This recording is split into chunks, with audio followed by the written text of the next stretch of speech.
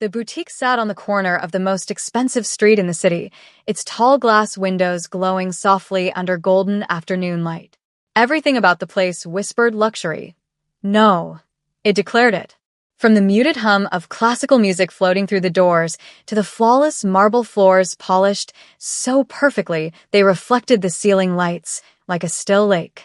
This was not a place meant for just anyone, and Josie felt that the moment she stepped inside. Her heels clicked once, then again, the sound far louder than it should have been, echoing through the vast, quiet space. Conversations paused. A few heads turned. Not openly, never openly, but enough for her to notice. Josie adjusted the strap of her leather handbag on her shoulder, the worn-in softness of it grounding her. She was dressed neatly, thoughtfully. A crisp cream blouse tucked into dark-fitted jeans, gold studs in her ears, her curls pulled back into a low puff that framed her face. Her skin glowed naturally, untouched by heavy makeup. There was nothing careless about her appearance. Yet somehow, it still wasn't right for this place. She knew that look. The slow, measuring glance that tried to calculate her worth before she'd said a single word. Josie ignored it. She walked deeper into the boutique, letting her fingers brush lightly along the cool glass counters as she moved. The air smelled faintly of citrus and polished wood, clean, expensive, controlled. Every item inside the store had been placed with intention, spaced just enough to remind customers that abundance here was selective. Across the room, behind a sleek counter, Mr. Reynolds, the store manager, noticed her immediately. He didn't mean to stare. At least, that's what he later told himself. But his eyes lingered, starting from her shoes, traveling upward in a way that felt less like observation and more like assessment. His brows knit together almost unconsciously. She didn't look like his usual clientele. Josie stopped in front of a glass display case near the center of the store. Inside, resting on velvet cushions, were rows of luxury watches, gold, platinum, leather bands in deep browns and blacks. Each one gleamed under the lights, pristine and untouched, like it had never known time's weight. One watch caught her eye. It wasn't the biggest or flashiest. Just a slim gold frame, clean face, elegant simplicity. Timeless. Confident without needing to shout. Josie leaned in slightly, her reflection merging with the glass. For a moment, the world around her faded. She imagined the weight of it on her wrist. How it would feel. How it would mark moments, not just hours, but milestones. She smiled softly. It was a private smile, one born from memory. She thought of her late nights, her long days, the years she'd spent proving herself in rooms that doubted her before she ever opened her mouth. She thought of patience, of timing, of how far she'd come. That smile, small and quiet, did not go unnoticed. From across the store, Mr. Reynolds watched her more closely now. Something about her ease unsettled him. Customers like her usually asked questions nervously, kept their hands folded, moved cautiously. Josie didn't. She stood there like she belonged. Mr. Reynolds cleared his throat and adjusted his tie before stepping out from behind the counter. His smile appeared practiced, but his eyes remained sharp. "Can I help you?" he asked, his voice polite in tone, but tight underneath. Josie turned to face him, meeting his gaze without flinching. "No, thank you. I'm just looking." Her voice was calm. Educated. Steady. Mr. Reynolds' smile didn't relax. Instead, he clasped his hands together in front of him. "These pieces," he said, nodding toward the watches, "are quite exclusive." Josie tilted her head slightly. "They're beautiful," she replied. "Yes," he said, watching her carefully. "They are also very expensive."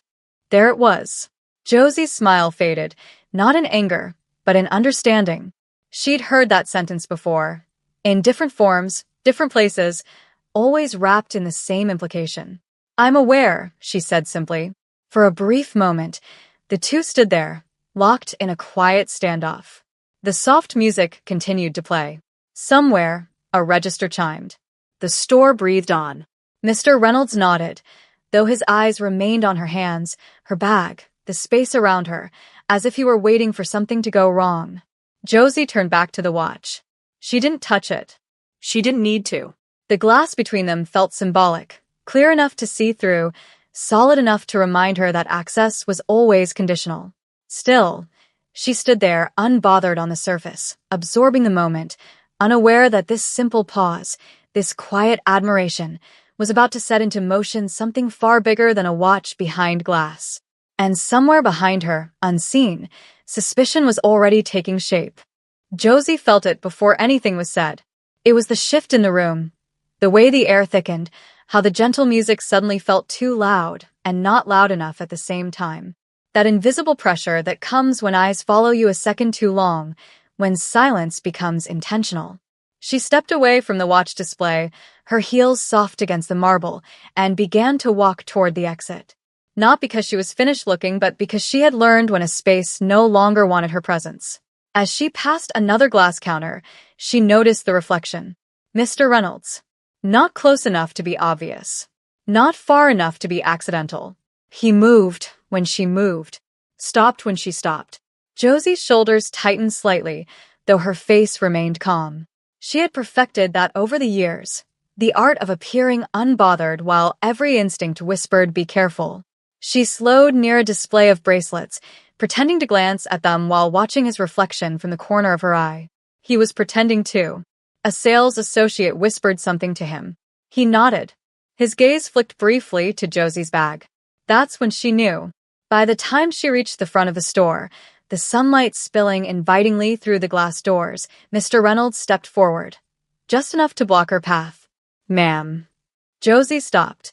"Yes?" she asked, turning to face him fully. His smile was gone now, replaced by something firmer. Authoritative. Performative. "I'll need you to come with me for a moment." Josie blinked once. "For what reason?" He gestured vaguely toward the interior of the store. "There's been an issue." Her pulse thudded hard against her ribs. Still, she kept her voice level. "What kind of issue?" Mr. Reynolds glanced around, then deliberately raised his voice. Not enough to shout, but enough to carry. "We've had several incidents of missing merchandise recently." The word missing hung heavy between them. Josie felt heat crawl up her neck. "Are you saying something is missing now?" "I'm saying," he replied slowly, "that you were observed near high-value items for an extended period of time." Observed. As if she were a problem that needed solving. Josie crossed her arms, grounding herself. "I was looking at a watch. In a store." "That watch," he said, leaning closer, "is worth more than most people make in a year." The implication cut clean and sharp. Around them, movement slowed. A woman near the perfume counter pretended not to listen. A man browsing wallets shifted uncomfortably, but stayed silent. No one met Josie's eyes. The store had decided who the moment belonged to. Josie inhaled deeply. "If you believe I've stolen something, you're welcome to call the police." Mr. Reynolds' lips pressed into a thin line. "There's no need to escalate this." "You already have." He ignored that. "Just open your bag, and we can clear this up quietly." Quietly. Josie laughed once, short, humorless. "Quiet for who?" Mr. Reynolds stiffened. "Ma'am, I'm trying to help you." "No," Josie said, her voice sharper now, though still controlled. "You're trying to embarrass me into compliance." His eyes flashed. "If you have nothing to hide, this shouldn't be a problem." There it was. The oldest trap.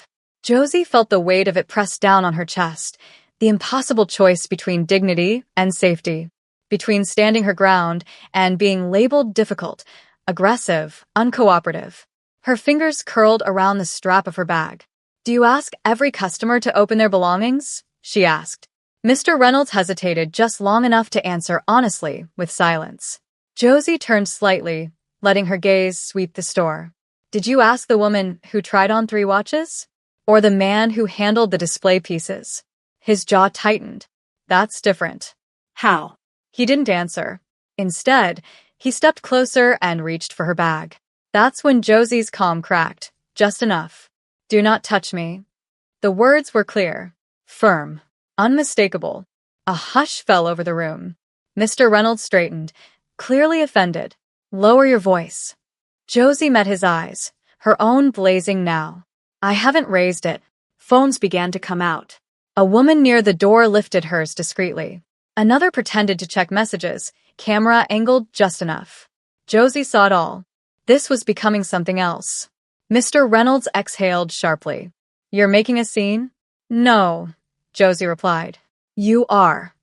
Her heart pounded, not with fear, but with rage carefully caged. Rage born from knowing this moment too well. From understanding that no matter how composed she remained, she was already guilty in his eyes. "I am a paying customer," she said. "I've done nothing wrong. If you think otherwise, call security. Call the police. But I will not humiliate myself to soothe your assumptions." For a split second, uncertainty flickered across Mr. Reynolds' face. Then pride took over. "I'll have security escort you to the back," he said, "until we resolve this." Josie felt something cold settle in her stomach. She squared her shoulders anyway. "Go ahead," she said. "Let everyone see exactly who you think needs to be escorted." And as the tension stretched to its breaking point, neither of them noticed the glass doors opening behind her, nor the presence about to walk in and change everything. The glass doors opened without ceremony. No announcement, no rush. Just the soft sound of hinges moving and a shift so subtle most people wouldn't have noticed, except that the air itself seemed to pause. Josie didn't turn right away. She was still facing Mr. Reynolds, still holding her ground, still bracing herself for whatever came next.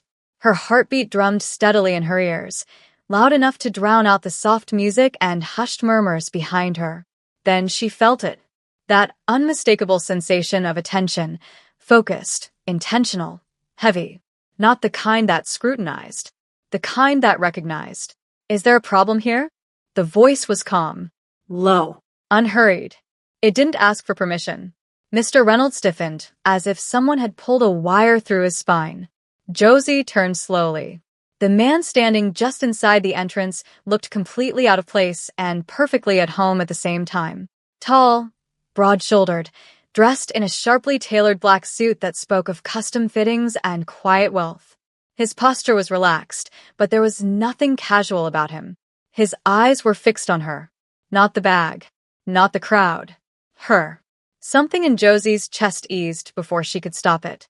Mr. Reynolds recovered quickly, stepping forward with forced eagerness. "Sir, I apologize for the disturbance. This woman, the man interrupted gently. "Looks like she's being cornered." The store fell silent. Every employee froze.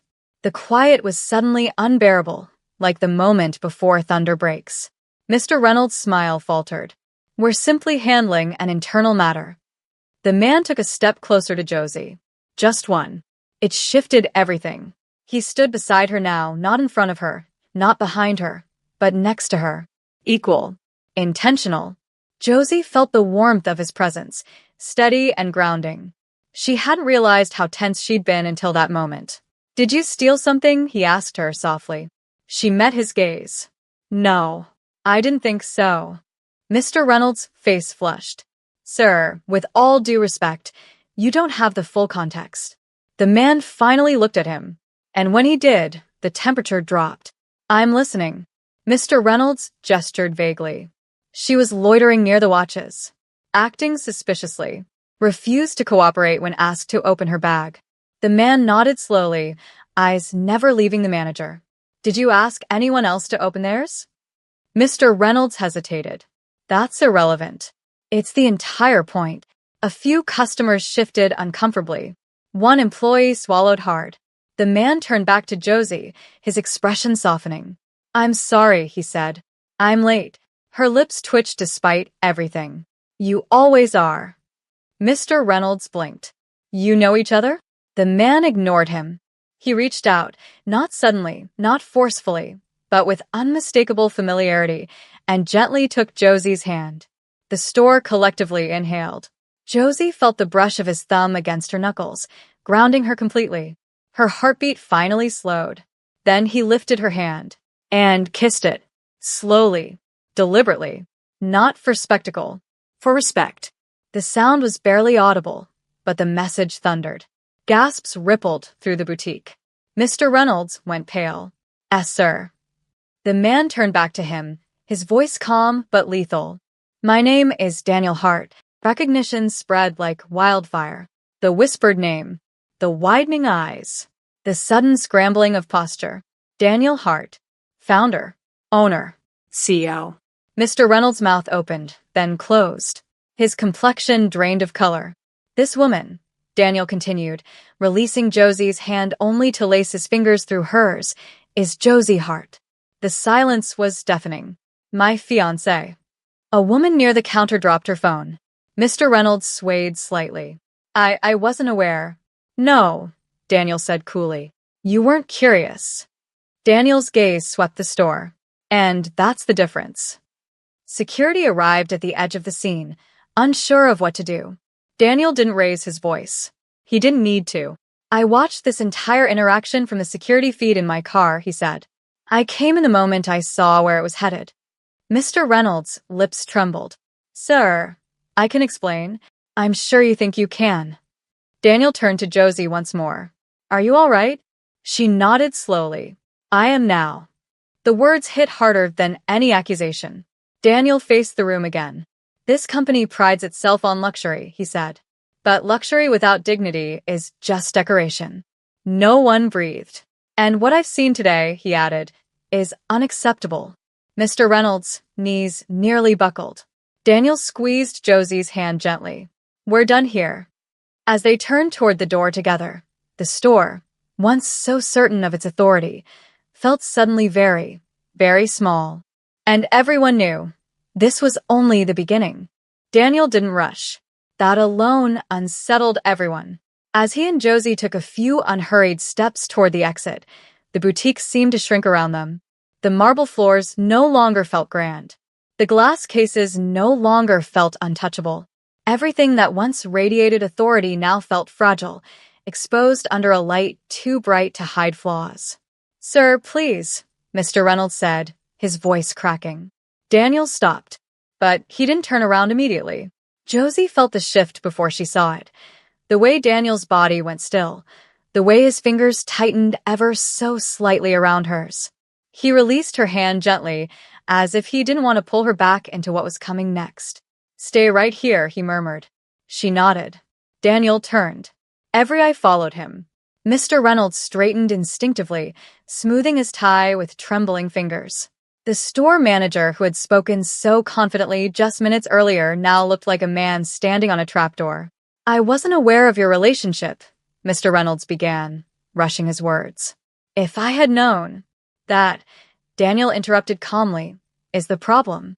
He walked back toward the center of the store, his footsteps measured, deliberate. Not angry, controlled. Far more dangerous. You didn't need to know who she was, Daniel continued. You needed to know who you were. Mr. Reynolds swallowed hard. Sir, I was just following protocol. Daniel stopped in front of him. Show me the protocol. Mr. Reynolds stammered. Daniel waited.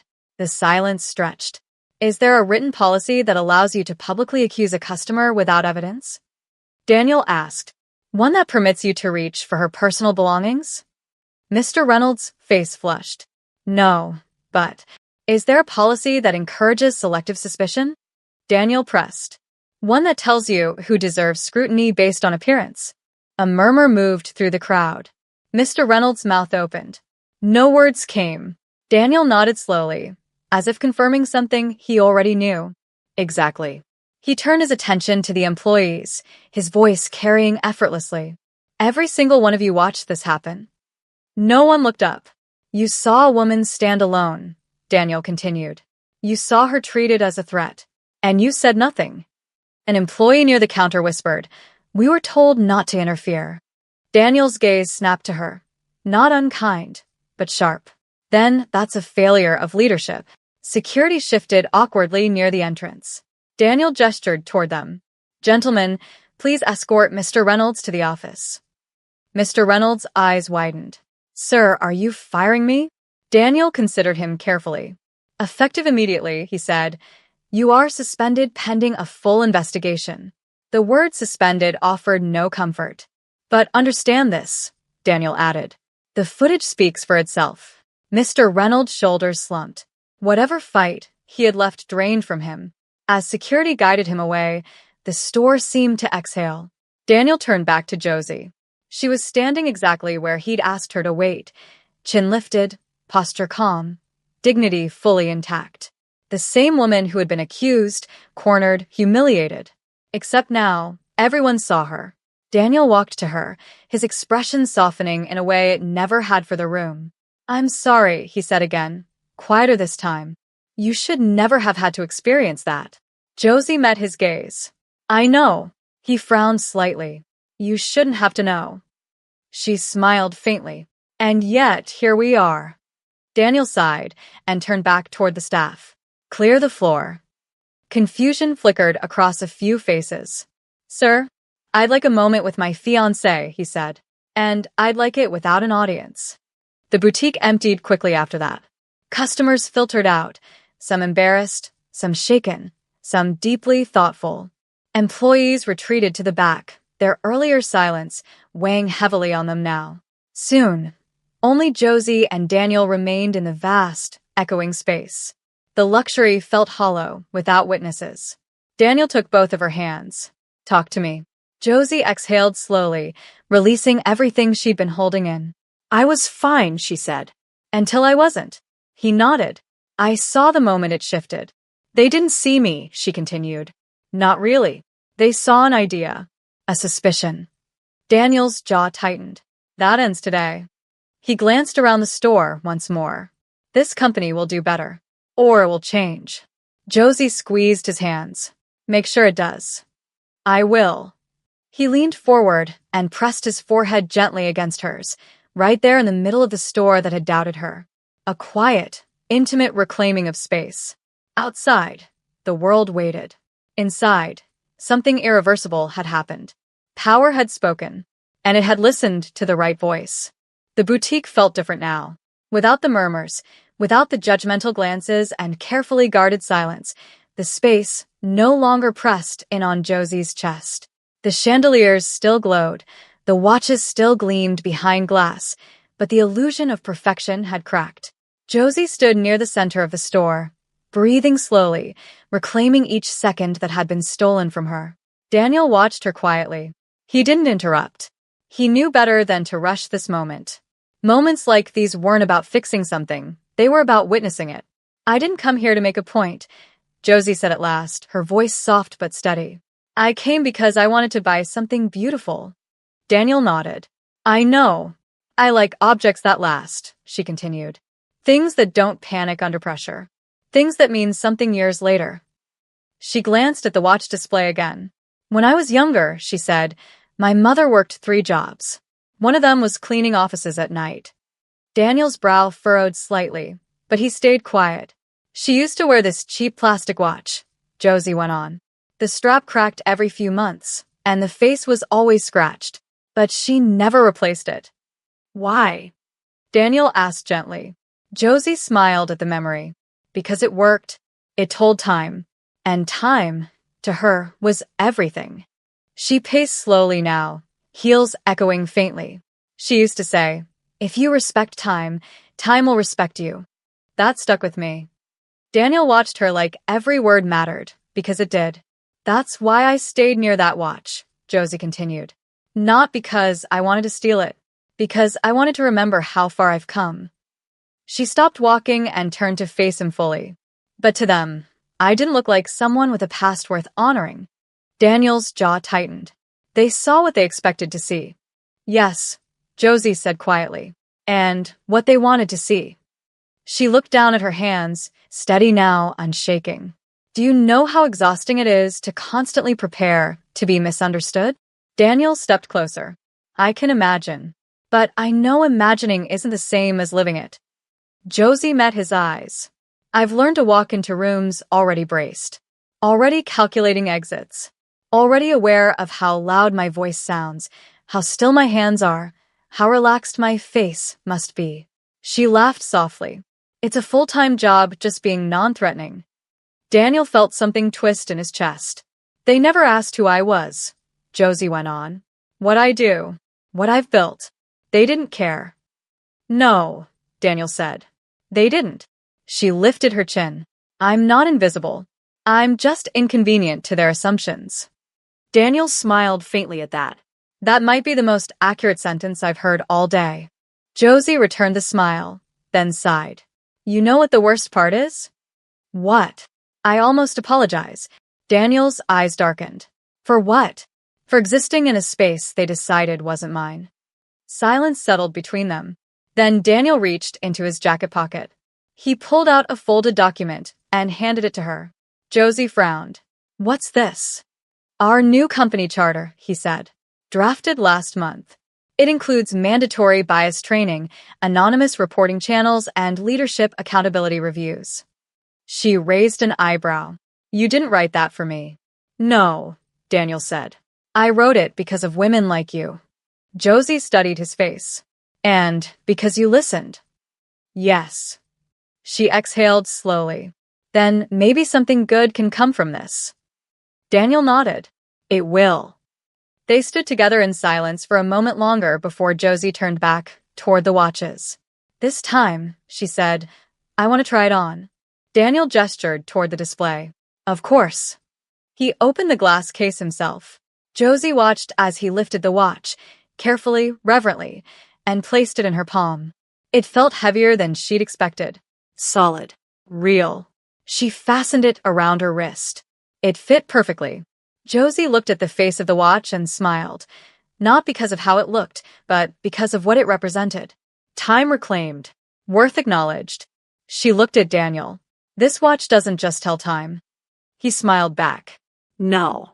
It remembers it. And in that moment, Josie was no longer just the woman they had accused. She was the woman who had outgrown their small expectations and was finally being seen exactly as she was. The video surfaced online before the store even closed. It wasn't dramatic at first glance. No shouting, no physical altercation, no chaos. Just a woman standing still, composed under pressure. A manager speaking too confidently. A shift in tone when a man in a black suit entered the frame. But people watched it again, and again, and again. They noticed the way Josie's shoulders squared when accused. The way her voice never shook. The way no one spoke up until someone with recognized authority did. The comments flooded in by the thousands. Why did they assume she stole something? Why did no one intervene? Why does dignity always require validation from power? By morning, the boutique's name was trending. Daniel sat in his office overlooking the city, phone buzzing incessantly on the desk. Press inquiries, board messages, legal updates, PR advisories. He ignored them for now. Across from him, Josie sat quietly, hands folded in her lap. Not because she needed to be composed, but because she was. You didn't ask for this, Daniel said. Josie shrugged lightly. I asked to be left alone. He smiled faintly. That's always too much to ask. Outside, the city moved on, unaware that something fundamental had shifted. Inside Hartwell Luxury Group, doors were closing. Mr. Reynolds was escorted out that same night. His keycard deactivated mid-shift. His desk cleared by security while he stood nearby, stunned, trying to explain to no one in particular that he'd been misunderstood. An investigation followed swiftly. Footage reviewed. Emails examined. Patterns uncovered. It wasn't just one incident. It never was. Other employees came forward. Quiet reports. Anonymous messages. Stories that had been buried under fear of retaliation. Daniel listened to every single one. No more quiet exits, he told the board. No more polite cover-ups. Mandatory training was rolled out company-wide within 48 hours. Not the shallow kind. The uncomfortable kind. The kind that forced people to sit with their assumptions and name them out loud. Some resisted. They didn't last long. Meanwhile, Josie's name circulated through headlines, often inaccurately. Some called her lucky. Others called her brave. A few accused her of orchestrating it all. Josie read none of it. She didn't need strangers to define her. She spent those days doing what she always did, working, building, thinking. The watch stayed on her wrist, ticking steadily, reminding her that moments pass whether you let them shape you or not. One afternoon, Daniel found her standing by the window in his office, watching the city below. They want you to speak publicly, he said. Josie didn't turn. I know. You don't have to. I know that too. She turned then, meeting his gaze. But silence is what let that moment happen. Daniel nodded slowly. Then we'll do it on your terms. They drafted the statement together. It wasn't offensive. It wasn't accusatory. It was honest. Josie spoke about dignity, about being presumed guilty, about the emotional labor of staying calm when accused unfairly. She didn't name individuals. She named systems. When the statement went live, the response was immediate. Messages poured in, women, especially Black women, sharing eerily similar experiences. Stories from airports, malls, offices, schools. The pattern became impossible to deny. I didn't realize how common this was, a board member admitted during a meeting. Josie's voice echoed in the room, calm but unwavering. That's because you weren't the ones it was happening to. Change accelerated after that. New leadership standards were enforced. Diverse voices elevated. Accountability became more than a buzzword. Still, not everyone was pleased. A few investors pulled back. One executive resigned quietly, citing culture shifts. Daniel didn't flinch.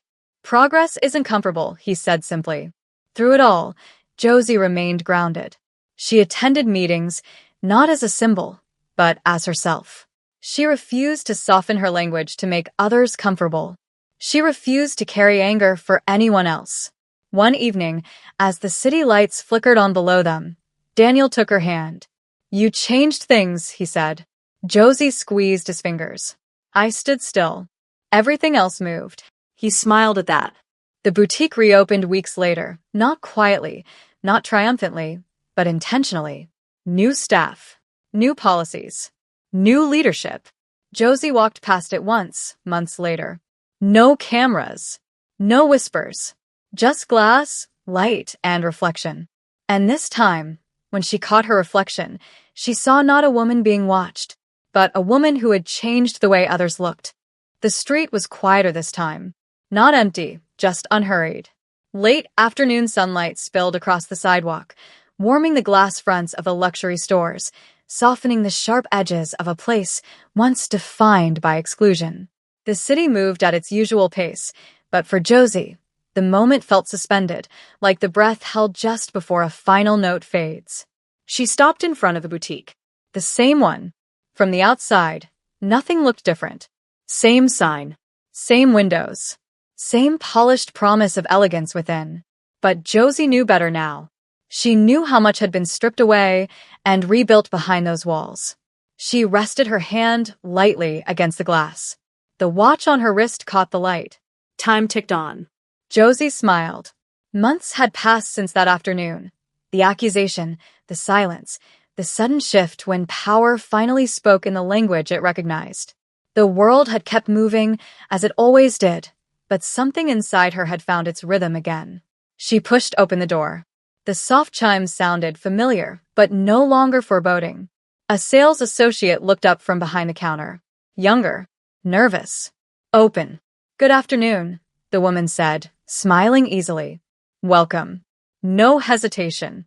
No assessment. Josie returned the smile and stepped inside. The boutique felt different, not because of the decor, but because of the air. It no longer carried that unspoken warning. The space felt neutral now. Honest. Josie walked slowly, letting herself be. She wasn't here to prove anything. She wasn't here to test the room. She was here because she chose to be. Her fingers brushed the same glass display where the watch had first caught her eye. For a moment, memory stirred, the tightness in her chest, the feeling of being watched, the quiet calculation of how to leave without incident. That version of her felt distant now. Not gone. Just no longer in charge. Would you like to try something on? The associate asked gently. Josie glanced up. No, thank you. I already have what I came for. The associate nodded, unoffended, and stepped back. Josie lingered a moment longer, then turned and walked toward the center of the store, where the light fell just right. She checked the time, not because she needed to, but because she wanted to. Time had once been something she guarded, measured in patience, in restraint, in survival. Every second accounted for, every move calculated. Now, time felt expansive. She thought of her mother again. The cracked plastic watch, the long nights, the quiet resilience. She wished she could show her this moment, explain what the watch truly represented. Your time mattered, she would say. It always did. Outside, a familiar figure waited. Daniel stood near the entrance, hands in his pockets, watching her with that same calm attention he always had.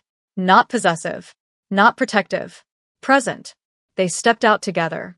The door closed softly behind them. No audience, no cameras, just the city and the sound of their footsteps moving in sync. Daniel glanced at her wrist. Still keeping time? Josie smiled. I am. He studied her face. Does it feel different now? She considered that. Yes, she said finally, because I'm not racing it anymore. They walked a little farther before Josie stopped again, turning back toward the boutique one last time. That place no longer held power over her. It was just a store. And she was just a woman. Whole. Seen. Unapologetic. Josie turned away. The watch ticked steadily as she walked on, marking not minutes, but milestones. And for the first time, every second truly belonged to her.